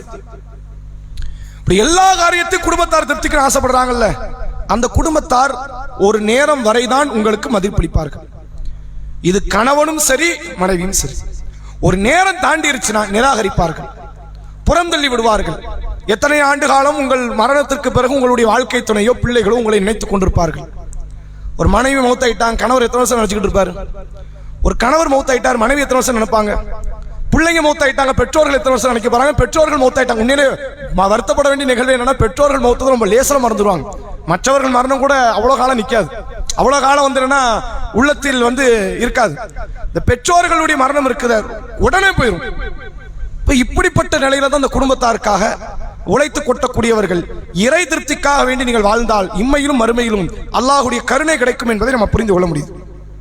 அதே போன்று அடுத்ததாக யார் வெற்றி அடைவார்கள் என்பதை சூரா அன்கபூத் என்கிற சூரா கஸஸ் என்கிற 28வது அத்தியாயம் 67வது வசனம் அல்லாஹ் சொல்கிறான். ஃபஅம்மா மன் தாப, யார் பாவ மன்னிப்பு தேடி, வ ஆமன வ அமில சாலிஹன், நம்பிக்கை கொண்டு நல்ல அமல்களை செய்கிறார். நிறைய தீமைகள் நம்ம செஞ்சிருக்கலாம். ஒரு அடிப்படையை தெரிந்து கொள்ளுங்கள், தீமை செய்யாதவர்கள் மனிதர்களே அல்ல. இது யாரா இருந்தாலும் சரி, தீமை செய்யாதவர்கள் யாரும் கிடையாது, மனிதர்கள் கிடையாது. வானவர்கள் தீமை செய்ய மாட்டார்கள். மனிதர்கள் என்றால் சுய அறிவு வழங்கப்பட்டவர்கள் என்றால் அவர்கள் தீமை செய்வார்கள். இறையச்சத்துக்கு ஏற்றவாறு தீமை கூடும் குறையும். நபிமார்கள்ட்ட 1-2 தப்பு வரும், அது கவனக்குறைவில் அலட்சியத்தில் ரசூலுல்லாஹ்க்கு வந்திருக்கு. அல்லாஹ்வால் சில நேரங்களில் நபி அவர்கள் கண்டிக்கப்பட்டாங்க. ஒரு பார்வை தெரியாதவருடைய சலாமை ரசூலுல்லாஹ் புறக்கணிச்சாங்க, அல்லாஹ் கண்டிச்சான். தேன் விஷயத்துல அல்லாஹ் கண்டிச்சான். பத்ர் போருடைய கைதிகள் விஷயத்துல அல்லாஹ் கண்டிச்சான். ஏன் கண்டிச்சான்? ரசூலுல்லாஹ்வுடைய கவனக்குறைவு அதுல காரணம். ரசூலுல்லாஹ்ட்ட அது மட்டும் தான் வரும், தீமைகள் வராது, பாவங்கள் வராது. ஏன்னா இறையச்சம் மிகுதி. யார்கிட்ட இறையச்சம் குறைஞ்சுக்கிட்டே வருதோ அவங்கள்ட்ட தீமை கூடிக்கிட்டே வரும். ஆனால் தீமை செய்யாத ஒரு மனிதன் கிடையாது. அது ஆதம் அலைஹிஸ்ஸலாமில் ஆரம்பித்து கியாமத் நாள் வரை வரக்கூடிய எந்த மனிதனாக இருந்தாலும் சரி, நான் ஒரு தீமை கூட செய்யல அப்படிங்கிற ஒரு நிலையில ஒருத்தன் கிடையாது. அல்லாஹ் ரப்பல் ஆலமீன் குர்ஆனிலே சொல்கிறான், 28வது அத்தியாயம் 67வது வசனம், ஃபஅம்மா மன் தாப வ ஆமன வ அமில சாலிஹன், யார் தாங்கள் செய்த தீமைகளுக்காக பாவ மன்னிப்பை தேடி நம்பிக்கை கொண்டு நல்ல அமல்களை செய்கிறார்களோ, ஃபஅஸா அய்யகூன மினல் முஃப்லிஹீன், முஃப்லிஹூன், அதாவது அல்லாஹ் ரப்பல் ஆலமீன் சொல்றான், ஃபஅஸா அய்யகூன மினல் முஃப்லிஹீன், அவர்கள் வெற்றியாளர்களில் உள்ளவர்கள் அப்படின்னு அல்லாஹ் சொல்றான். நீங்க நம்ம ஒரு திருட்டு வேலை செஞ்சிட்டோம், நீங்க ஒரு பேச்சுக்கு நம்ம என்ன பண்ணிட்டோம், ஒரு திருட்டு வேலை செஞ்சிட்டோம். அல்லாஹ் கிட்டே அது குற்றம், மனிதர்கள்ட்ட தெரிஞ்சு அது கேவலம், அசிங்கம். நீங்க விட்டுட்டீங்க அந்த பாவத்தை. நம்ம செய்யறோம், நீங்களோ நானோ செய்யறேன், அந்த பாவத்தை செஞ்சோம், மனிதர்கள்லாம் பார்த்துட்டாங்க, பிடிச்சி கடுமையா திட்டாங்க, விமர்சனம் பண்ணிட்டாங்க, நம்ம பாவத்தை விட்டாச்சு. 100 வருஷம் ஆனாலும் அந்த காரியத்தை மனுஷன் மறக்கவே மாட்டான். அவனோட ஜாக்கிரதையா இருப்பா, அவன் ஒரு நாள் திருடிட்டான் அப்படின்றான். இதான் மனிதர்கள். உங்கள் குறைகள் என்றைக்குமே மனிதனுடைய உள்ளத்திலிருந்து மறையாது, நன்மைகள் மறைஞ்சிரும். நீங்க உதவி பண்ணியிருப்பீங்களா, அது ஞாபகம் இருக்குமா? இருக்காது. நீங்க திருந்திருப்பீங்களா, அது ஞாபகம் இருக்குமா? இருக்காது. நீங்க செஞ்ச குற்றம் மட்டும் ஞாபகம் இருக்கும். ஒரு தீமை செய்திருப்பீர்கள். மனிதர் நம்ம எல்லாருடைய மனநிலை இப்படித்தான். குற்றம் செஞ்சவனை எப்படி நம்ம பார்க்கிறது அப்படின்னா, இவன் குற்றவாளி தான் அப்படின்னு நாமளா முடிவு எடுத்துருவோம். சொர்க்க நரகத்தை கொடுக்கிற வாய்ப்பு நம்ம கொடுக்கல, அல்ல கொடுத்திருந்தா நீங்க எல்லாருக்கும் நரகத்தை கொடுத்துருவோம். இவன் குற்றவாளி, அவன் குற்றவாளி, யாரையெல்லாம் நமக்கு பிடிக்காத எல்லாம் குற்றவாளி, எல்லாம் நரகவாசி. சொர்க்கத்துக்கு நம்ம அனுப்புற மக்கள் கம்மியா தான் இருக்கும். நாம ஏதோ பெரிய கருணையாளன் மாதிரி நம்ம நினைச்சுக்கிட்டு இருக்கிறோம். ஒரு பேச்சுக்கு சொர்க்கவாசி நரகவாசி நீ பிரிச்சு எடு அப்படின்னா, நரகவாசிகள் அதிகமாக இருப்பார்கள், சொர்க்கவாசிகள் குறைவாக இருப்பார்கள். அது அல்லாஹ் சொல்றது. அல்லாஹ் குர்ஆன்ல சொல்றான், அல்லாஹ்வுடைய கசானா கருவூலம் மனிதர்கள்ட்ட இருந்தா அப்பவும் கஞ்சனா தான் இருப்பான். அள்ளி கொடுக்கணும்ல, அல்லாஹ்வுடைய கசானா குறைய போறது இல்ல, கொடுக்கணுமா இல்லையா? கொடுக்க மாட்டான். மனிதர்களுடைய எண்ணம் இப்படித்தான். நீங்கள் ஒரு தீமை செய்து மனிதர்களுக்கு மத்தியிலே தெரியுமே ஆனால், தெரியப்படுமே ஆனால், அது மனிதர்கள் ஒருபோதும் மறக்க மாட்டான். குடும்பத்தில் ஒரு வார்த்தை ஒன்று தவறா ஒருத்தர் விட்டுட்டாரு, நீங்க ஒரு லூஸ் டாக்ல ஒரு தப்பான வார்த்தை வந்துருச்சு, அல்லாஹ்விடத்தில் பெரும் குற்றம் தான். ஆனால் அல்லாஹ் மன்னிக்க ரெடியா இருக்கிறோம், மனிதர்கள் மன்னிக்க மாட்டாங்க. அன்னைக்கு நீ அப்படித்தானே சொன்ன, அப்படித்தானே சொன்ன, சாகர வரைக்கும் போகும். இது குடும்ப உறுப்பினர்களுக்கு மத்தியில், நண்பர்களுக்கு மத்தியில், சமூக மத்தியில், எல்லாருக்கும் மத்தியில் அப்படித்தான். ஒரு வார்த்தையை தப்பா பேசிட்டா அதுதான். பேசணுங்கிறத தூண்டல, பேசியவர்களை மன்னிக்கணும்ல, மன்னிக்கிற மனசு வராது. அப்ப அல்லாஹ்வை பொறுத்தவரை மனுஷன் மன்னிக்க மாட்டான்ல, நான் மன்னிக்கிறேங்கிறான். வமன் தாப வ ஆமன வ அமில சாலிஹன், யார் பாவ மன்னிப்பு தேடி நம்பிக்கை கொண்டு நல்ல அமல்களை செய்கிறார்களோ ஃபஅஸா யகுன மினல் முஃப்லிஹீன், அவர்கள் வெற்றியாளர்கள். வெற்றி நான் கொடுத்துறேன்ட்டான், நீ மன்னிப்பு மட்டும் கேளு, நான் பார்த்துக்கிறேங்கிறான். இப்ப இறைவனுடைய கருணையை உணர்வதற்கு ஒரு அற்புதமான ஒரு அல்லாஹ்வுடைய பண்பு என்றால் அது மன்னிப்பு குணம் தான். ரசூலுல்லாஹ் சொல்றாங்க, ஒரு அடியான் ஷிர்க் வைக்காமல், இஸ்லாத்தில் இருந்து இணை வைக்காமல் மௌத்தை அடைகிறான், பூமி நிறைய பாவத்தை கொண்டு வரான். எது நிறைய? பூமி நிறைய. அப்படி ஒருத்தர் பண்ண முடியுமா? சாத்தியப்படுமா? பூமி நிறைய பண்ணுவான்? பண்ண முடியாது. அவ்வளவு பாவம் யார்ட்டங்க இருக்குது? யாரு செய்வா? பண்ண முடியாது. அவ்வளவு பெரிய பாவத்தை நீ கொண்டு வந்தாலும் பூமி நிறைய பாவ மன்னிப்போட நான் வெயிட் பண்ணிக்கிட்டு இருக்கிறேங்கிறான்ல. கருணையாளனா இல்லையா? அவன் கருணையில பல நூறு கோடியில ஒரு பங்காத முழு மனித குலத்துல இருக்குமா? கிடையவே கிடையாது. அதனால தான் அவன் இணையற்றவன். அவன் வெறும் அவனுடைய ஆற்றலால் மட்டும் இணையற்றவன் அல்ல, அறிவால் மட்டும் இணையற்றவன் அல்ல, அவன் குணத்தாலும் இணையற்றவன். அவனுக்கு ஒரு விஷயத்துல கூட அவனுக்கும் படைப்புக்கும் எல்முனை அளவுக்கு சம்பந்தம் கிடையாது. பெரிய கருணையாளன். அல்லாஹ் சொல்கிறான், பாவ மன்னிப்போ, பாவத்தோட வந்தா மன்னிப்போட நான் நிக்கிறேங்க. அவ்வளவு பெரிய கருணை. ஆனா அல்லாஹ் எதை எதிர்பார்க்கிறான் தெரியுமா?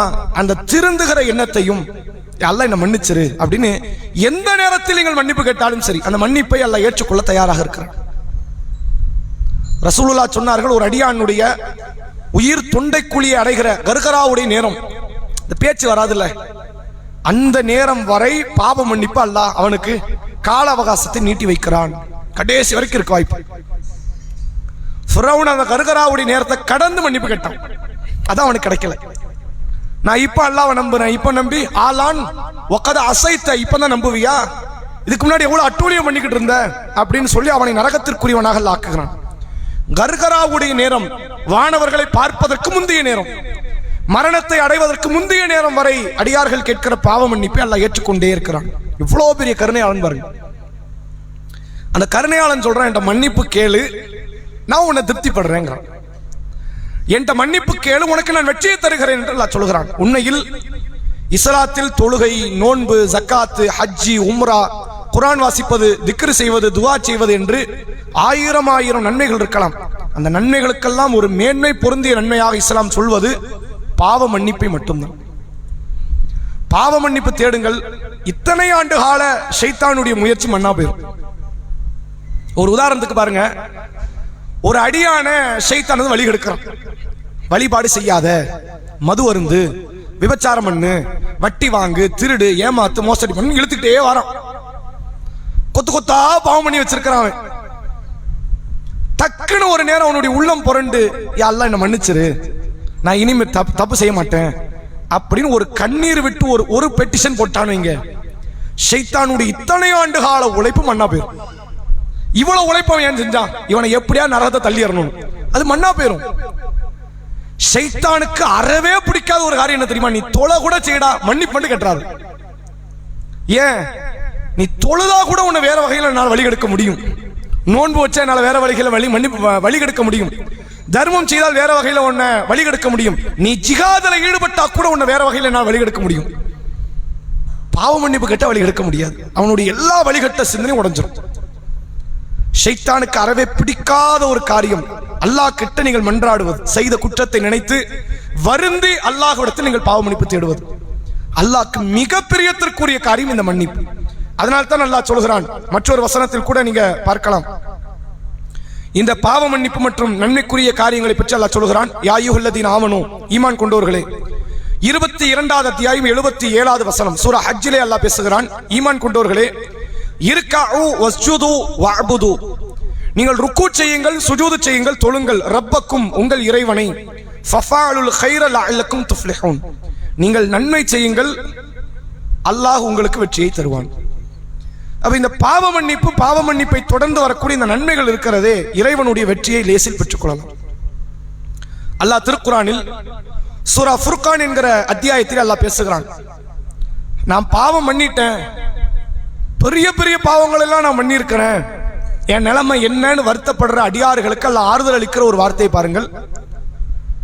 அல்லாஹ் சொல்கிறான், இல்லா மன் தாப வ ஆமன வ அமில அமலன் சாலிஹன், யார் பாவ மன்னிப்பு தேடி நம்பிக்கை கொண்டு நல்ல அமல்களை செய்கிறார்களோ, ஃபை உலாயிக யுபத்திலுல்லாஹு செய்யிஆத்திஹிம் ஹஸனாத், அவர்களுடைய பாவங்கள் அனைத்தையும் நாம் நன்மை கணக்கில் மாற்றி விடுகிறோம்.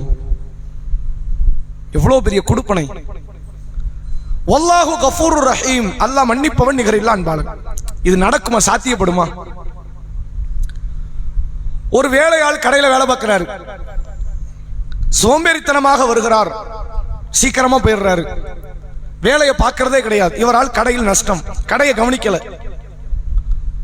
அவர் மன்னிப்பு கேட்கிறார், முதலாளி நான் இன்னும் இப்படி பண்ண மாட்டேன், சரி பண்ண மாட்டேன், இனிமேல் நான் வாய்ப்பு கொடுக்குறேன்னு கொடுக்கிறவங்களே குறைவு. போன மாசம் வேலை பார்த்தல, வேலை எங்க பார்த்தா சும்மா தூங்கிட்டு இருந்தான், அதுக்கு நான் சம்பளம் கொடுக்குறேன்னா நடக்குமா? அது உலகத்துல யாராவது அப்படி பண்ணுவாங்களா? அல்லாஹ் கொடுப்பேங்கிறான். செய்த குற்றத்தை ஒப்புக்கொண்டு அல்லாஹ்விடத்தில் மன்னிப்பு தேடி நல்ல அமல்களை புரிந்தால், ஈமான் கொண்ட நிலையில் அவர்கள் நல்ல அமல்களை அதிகமாக செய்வார்களே, ஆனால் அவர்களுடைய பாவ கணக்கை நன்மை கணக்கில் எழுதிடுறாங்க. இது மிக மகத்தான ஒரு வெற்றி. அந்த வெற்றியைத்தான் அல்லாஹ் ரப்புல் ஆலமீன் நமக்கு சொல்லித் தருகிறான். எனவே எவ்வளவு தவறு செஞ்சிருந்தாலும் சரி, என்ன அல்லாஹ் மன்னிப்பாங்கிற நம்பிக்கையோடு அல்லாஹ்ட்ட மன்றாடுங்கள். உங்கள் பாவம் ஃபிரௌனுடைய பாவத்தை விட பெரிய பாவம் கிடையாது. அதானே? ஃபிரௌன் ஆம்பளை பிள்ளைய கொண்டானா, ஒரு பிள்ளையா ரெண்டு பிள்ளையா? மூசா நபி பிறக்கிறதுக்கு முன்னாடி இருந்து கொள்ள ஆரம்பிச்சான். மூசா நபி நபியாகிற நேரம் வரைக்கும் கொண்டுகிட்டு தான் இருந்தான். அவன் எத்தனை ஆயிரக்கணக்கான பிள்ளைய கொண்டிருப்பான். அவன் பாவத்தோட அவன் நிக்க முடியுமா? அது மட்டுமா நம்ம அல்லாஹ் கிணை வச்சோமா? கிடையாது. அவன் அல்லாஹ் நான் தான் அல்லான்னா, ஆனா ரப்புக்குமுல் ஆலா, உயர்ந்த இறைவனை நான் தான். கரெக்டா? தன்னையே கடவுள்னா, ஆண் பிள்ளைகளை கொன்னா, அடிமைப்படுத்தி ஒரு சமூகத்தை வச்சிருந்தான், மிகப்பெரிய ஆதிக்க வர்க்கமாக தன்னை நினைத்துக் கொண்டு பெருமை அடித்துக் கொண்டு இருந்தான். இவனை மன்னிக்க அல்லாஹ் நாடுனான். யாரை மன்னிக்க? ஃபிரௌனை மன்னிக்க. அல்லாஹ் மூசா நபியிடத்துல சொல்றான், கூலாலஹு கௌலன் லையின், மூசாவே ஹாரூனே அந்த ஃபிரௌனிடத்தில் நளினமான சொல்லை சொல்லுங்கள். அல்லாஹ் நாடினால் அவன் எப்படி ஆவலாம்? இறையச்சவாதியா மாறலாம். அவனுக்கு என்ன சொல்லப்பட்டது? தாவாதான். அப்ப அல்லாஹ் மட்டும் நம்பி இஸ்லாத்துக்கு வந்துரு, அல்லாஹ் மன்னிச்சிருவான் பாவத்தை. அவன் வந்திருந்தா ஃபிரௌன் சொர்க்கவாசி, அவன் வரமாட்டான். நான் வரம்பு மீறுதல்ல இருந்திருப்பேன்னா, அப்படி இருக்கிறதுனால தான் அவன் நரகத்திற்குரியவனாக ஆனான். ஃபிரௌனை மன்னிக்க தயாரானவன் அல்லாஹ், உங்களை எண்ணி மன்னிக்க மாட்டான் அல்லாஹ். அப்ப இறைவனிடத்தில் நீங்கள் மன்னிப்பு தேடி இயன்ற அளவுக்கு நன்மையான காரியங்களில் நீங்கள் ஈடுபடுவீர்களே, ஆனால் நாம் ஈடுபடுவோமே, ஆனால் அல்லாஹ் உறுதியிட்டு சொல்கிறான், அவர்கள் வெற்றியாளர்கள் என்று திருக்குரான் நம்மை பார்த்து பேசுகிறது. அதே போன்று வெற்றியாளர்களுக்கான இதே வசனங்களில் இன்னொரு பண்பையும் நமக்கு அல்லாஹ் சொல்கிறான், அவர்கள் நன்மைகளை அதிகப்படுத்துவார்கள். என சொன்ன எல்லா வசனத்தையும் அப்படிதான் வருது. மன்னிப்பு தேடி நம்பிக்கை கொண்டு நல்ல அமல்களை செய்வது. பாவ மன்னிப்பு நம்முடைய பாவங்களை அளிக்கும், அது வெற்றியை நமக்கு தரும். ஆனால் அதோடு சேர்த்து வெற்றியை உறுதிப்படுத்துகிற இன்னொரு காரியம், நன்மைகளை செய்யுங்கள். நன்மைனா என்ன? வழிபாடுகள் மட்டும் நன்மையா அப்படின்னா கிடையாது. அல்லாஹ்வுடைய திருமுகத்தை நாடி நல்ல பண்புகளை வெளிப்படுத்துகிற எல்லா காரியம் நன்மை. ரசூலுல்லாஹ் இடத்துல ஒரு நபித்தோழர் வந்து கேட்கிறார். என்ன கேட்கிறாரு? சுஇல அனில் கைரி வ ஷர், அல்லாஹ்வின் தூதரே நன்மைனா என்ன, தீமைனா என்னன்னு கேட்கிறார். என்ன கேட்கிறாரு? பிர் நன்மைனா என்ன, ஷர் தீமைனா என்ன, எனக்கு சொல்லுங்க. ரொம்ப சிம்பிளா கேட்டார். பெரிய விஷயம் அது, சிம்பிளா கேட்டார். அப்ப ரசூலுல்லாஹ் சொல்றாங்க, நற்குணம் அனைத்துமே நன்மைன்ட்டாங்க. ரசூலுல்லாஹ் ஏதோ பெரிய பட்டியல் போடுவார்னு அவர் நினைச்சிருக்கலாம். தொழுகை, நோன்பு, சக்காத்து, ஹஜ், உம்ரா, குர்ஆன் வாசிப்பது, துஆ செய்வதுன்னு சொல்லுவாங்கன்னு நினைச்சிருக்கலாம். ரசூலுல்லாஹ் ஒரு வார்த்தையில முடிச்சிட்டாங்க, நற்குணம் அனைத்தும் நன்மை. நீங்க உண்மை பேசுறீங்களா? நன்மை. நீங்கள் இரக்க குணத்தோடு நடக்கிறீங்களா? நன்மை. நீங்கள் பணிவை காட்டுறீங்களா? நன்மை. நீங்க மன்னிச்சு விடுறீங்களா? நன்மை. நளினத்தை கடைபிடிக்கிறீங்களா? நன்மை. மென்மை போக்கோடு வாழ்றீங்களா? நன்மை. எல்லா நல்ல பண்புகளும் நன்மை. எது தீமை? ரசூலுல்லாஹ் விளக்கம் கொடுக்கிறாங்க. எதை செய்வது உங்கள் உள்ளத்துல ஒரு உறுத்தலை ஏற்படுத்தும் செஞ்சதுக்கு அப்புறம், எதை செய்வது மக்களுக்கு தெரிஞ்சிடக்கூடாதுன்னு மறைப்பீங்களோ அது தீமை. நல்ல தெரிஞ்சுக்கங்க, நம்ம ஓரளவுக்கு மார்க்க பிடிமானத்தோட இருக்கிறோங்கிறத காட்டுற இடம் இது மட்டும்தான். ஒரு தீமை பண்றீங்களா, அடாடா பண்ணிட்டோமே நினைச்சிட்டீங்கன்னா இன்னும் கொஞ்சம் உங்களுக்கு ஈமான் இருக்குன்னு அர்த்தம். தீமை பண்ணிட்டு மறைக்கிறீங்களா, யாருக்கு தெரிஞ்சிடக்கூடாது அப்படின்னு மறைக்கிறீங்களா, இன்னும் கொஞ்சம் உங்கள்ட்ட ஈமான் இருக்குன்னு அர்த்தம். எவனுக்கு தெரிஞ்சா எனக்கு என்ன, செஞ்சதை பத்தி வருத்தப்படுற, எனக்கு வருத்தமே இல்லை, மறுபடியும் செய்யத்தான் போறேன்னு நினைச்சிட்டீங்கன்னா ஈமானே அறவே அத்து போற ஒரு நிலைமை அது. ரசூலுல்லாஹ் சொல்றாங்க, நீங்கள் எதை செய்து அது உங்கள் உள்ளத்துல ஒரு உறுத்தலை ஏற்படுத்தும், ஒரு வடுவா நிக்குமோ, செஞ்சிட்டோமே செஞ்சிட்டோமே செஞ்சிட்டோமே நினைச்சா அதுதான் தீமை. எதை செய்துவிட்டு மக்கள் தெரியக்கூடாது என்று நினைக்கிறீர்களோ அதுதான் தீமை. ரசூலுல்லாஹ் தீமையும் நன்மையும் பற்றி சொல்லுகிறார்கள். எனவே நன்மையான காரியங்களை, நன்மை என்றால் வழிபாடுகள் என்று மட்டும் அந்த குறுகிய வட்டத்திற்குள் இல்லாமல் அதை கடந்து நீங்கள் செய்யக்கூடிய மனித குலத்திற்கோ சமூகத்திற்கோ செய்கிற எல்லா நல்ல காரியங்களும் நன்மை. ரசூலுல்லாஹ் சொல்றாங்க, மனிதன் அல்லாத ஜீவராசிகளுக்கு உணவளிப்பதற்கு அதை நன்மை. நாங்க அல்லாஹ்வின் தூதர் எதுக்கு நன்மை கிடைக்குமா? கிடைக்கும். எல்லா ஜீவனுக்கும், எந்தெந்த ஜீவனுக்கெல்லாம் இரக்கம் காட்டுகிறீர்களோ அது நன்மை. இஸ்லாம் தடுத்ததை தவிர. இஸ்லாம் சில ஜீவனை கொல்லுன்னு கட்டளையிடுது, அங்க போய் இரக்கம் காட்டக்கூடாது. எலியை கொள்ளுங்கள், அதே போன்று பருந்தை கொள்ளுங்கள், பாம்பை கொள்ளுங்கள் ரசூலுல்லாஹ் ஒரு பட்டியல் போடுறாங்க. பள்ளியை கொள்ளுங்கள், அதுல போய் இரக்கம் காட்டக்கூடாது. அதை தவிர்த்து எந்த ஜீவனுக்கு நீங்கள் இரக்கத்தை காட்டினாலும் சரி அது அல்லாஹ் கிட்ட நன்மை. மார்க்கம் அதை நமக்கு நன்மையான காரியமாகத்தான் சொல்லி தருகிறது. அப்ப நன்மைக்கு அல்லாஹ் கொடுக்கிற வெற்றியை பாருங்கள். சூரா அல் அஹ்ராஃப் என்ற 7வது அத்தியாயம் 8வது வசனத்தில் அல்லாஹ் ரப்பல் ஆலமீன் சொல்கிறான், வல் வஸ்னு யௌமையிதினில் ஹக். மறுமை நாளில் எடை நிறுப்பது என்பது உண்மையான ஒரு காரியம். வாங்க முடியட்டும்.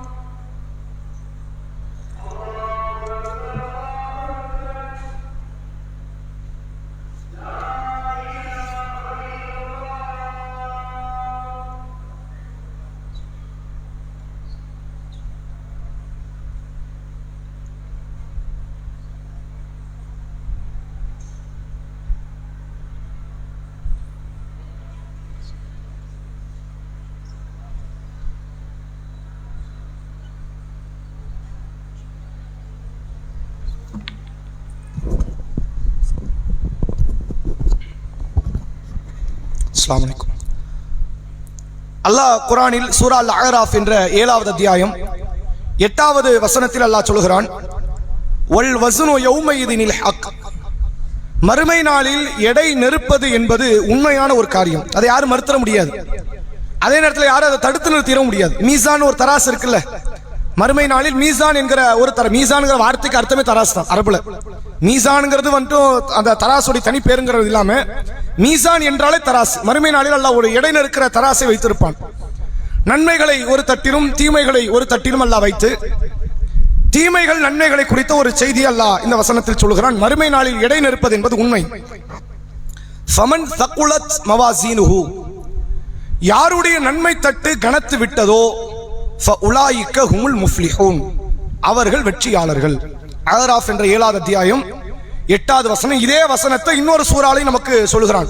அல் காரியா என்று வரக்கூடிய அந்த அத்தியாயத்தில் ஃபமன் தகுலத் மவாசீனுஹு, யாருடைய நன்மை தட்டு கனத்து விட்டதோ அவர்கள் ராதியா என்ற மகிழ்ச்சிக்குரிய அந்த வாழ்க்கையில இருப்பார்கள் என்று அல்லாஹ் வசனத்தில் சொல்லக்கூடியதை பார்க்க முடிகிறது.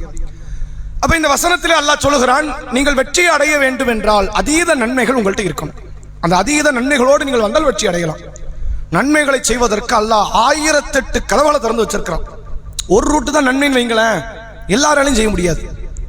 இப்போ உதாரணத்துக்கு நீங்க பாருங்க, குரானை வாசிப்பது தான் நன்மை என்று வச்சிருந்தா நீங்க, சிலருக்கு குரான் கிடைக்காம போயிருக்கலாம், சிலருக்கு குரான் வாசிக்க தெரியாம போயிருக்கலாம். எல்லாராலையும் பெற முடியாது, எல்லாருக்கும் நேரம் இருக்கணும்னு சொல்ல முடியாது.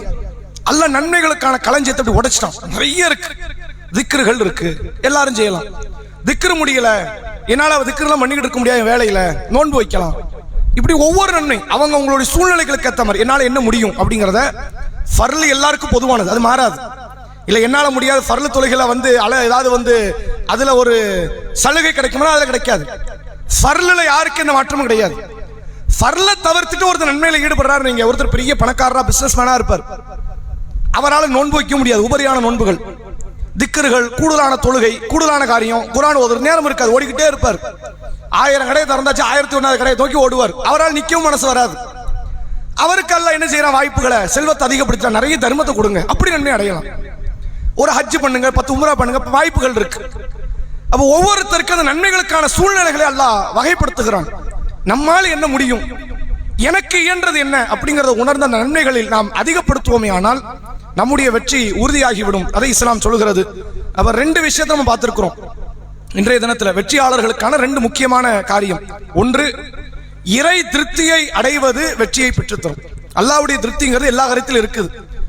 அவனை மட்டும் நோக்கமா வச்சு வாழ்ந்துட்டாலே இறை திருப்தி கிடைச்சும். எனக்கு அவன் தான் வேணும், என் அமல்கள் பிறர் பார்க்க வேண்டும் என்பதற்கல்ல, என் காரியங்கள் பிறருடைய புகழுக்கோ பாராட்டுக்கோ அல்ல, அல்லாஹ்வுக்காக மட்டும்தான் அப்படிங்கிற அந்த எண்ணத்துல இறை திருப்தியை நாடி நம்முடைய செயல்களை அமைத்துக் கொள்ள வேண்டும் என்பதை ஒரு செய்தியாகவும், இரண்டாவது, நீங்கள் எவ்வளவு தவறு செஞ்சிருந்தாலும் சரி, நீங்க ஒப்பிட்டு பார்க்கறத ஃபிரௌனோட ஒப்பிட்டு பார்க்கலாம். ஃபிரௌனோட நம்ம பெரிய பாவமா பண்ணிட்டோம் கிடையாது. ஃபிரௌனையே மன்னிக்க ரெடி ஆனா அல்லாஹ், நம்மளையும் அல்லாஹ் கண்டிப்பா மன்னிப்போம். ஆனா அல்லாஹ் என்ன எதிர்பார்க்கிறான்னா, உடனே திருந்துங்கிறான். திருந்தறதுல என்ன பண்ணிடாதீங்க, அதான் அல்லாஹ் மன்னிப்பானே, இன்னும் கொஞ்சம் கால அவகாசம் எடுத்துக்காதீங்க. நீங்கள் எவ்வளவு தவறு செய்தாலும் சரி, உடனே நான் திருந்துறேன், மன்னிப்பு தேடுறேன்னு சொல்லி அல்லாஹ்ட்ட மன்னிப்பு தேடி ஈமான் கொண்டு பாவங்களில் விட்டு விலகிய நீங்கள் நன்மைகளை நோக்கி அடியெடுத்து வைப்பீர்களே ஆனால் கட்டாயம் நீங்கள் வெற்றியை அடைவீர்கள் என்பதை அல்லாஹ் இந்த வசனத்தின் வாயிலாக நமக்கு சொல்லித் தருவதை புரிந்து கொள்ள முடிகிறது. இன்னும் ஏராளமான வெற்றியாளர்களுக்கான பண்புகள் குர்ஆன் பேசுகிறது. அது குறித்த செய்திகளை வரக்கூடிய வாரத்தில் தெரிந்து கொள்வோம். வாஹிரு தஅவானா அல்ஹம்துலில்லாஹி ரப்பில் ஆலமீன். அஸ்ஸலாமு அலைக்கும் வரஹ்மத்துல்லாஹி வபரகாத்துஹு. இன்ஷா அல்லாஹ் நாளை மறுநாள்